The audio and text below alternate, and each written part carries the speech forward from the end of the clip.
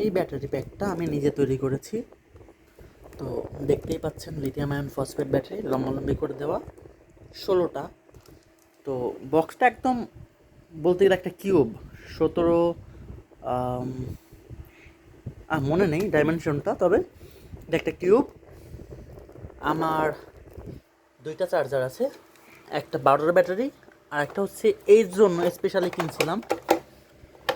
এটা হচ্ছে 48.5 48 volt 5 ampere, আর output voltage হচ্ছে 58.4 আর 5 অ্যাম্পিয়ার।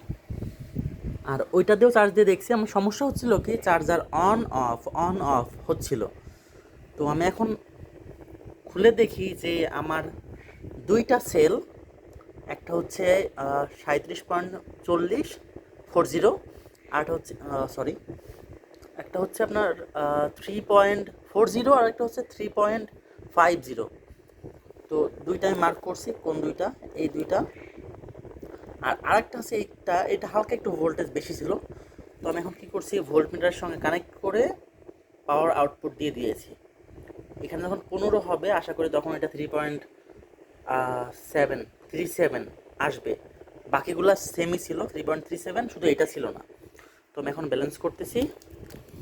এটা আমার বক্সটা নিজের হাতে বানানো, এই ইমেজটা দেখতেই পাচ্ছেন। 16S 30 ampere lithium ion phosphate. আর এটা হচ্ছে আমার এই মিটারের জন্য 12 ভোল্টের একটা প্যাক, ওইটা আমার হাতে বানানো। আর এখানে দিয়েছি আমি ইনক্যান্ডেসেন্ট ল্যাম্প 12 ভোল্ট।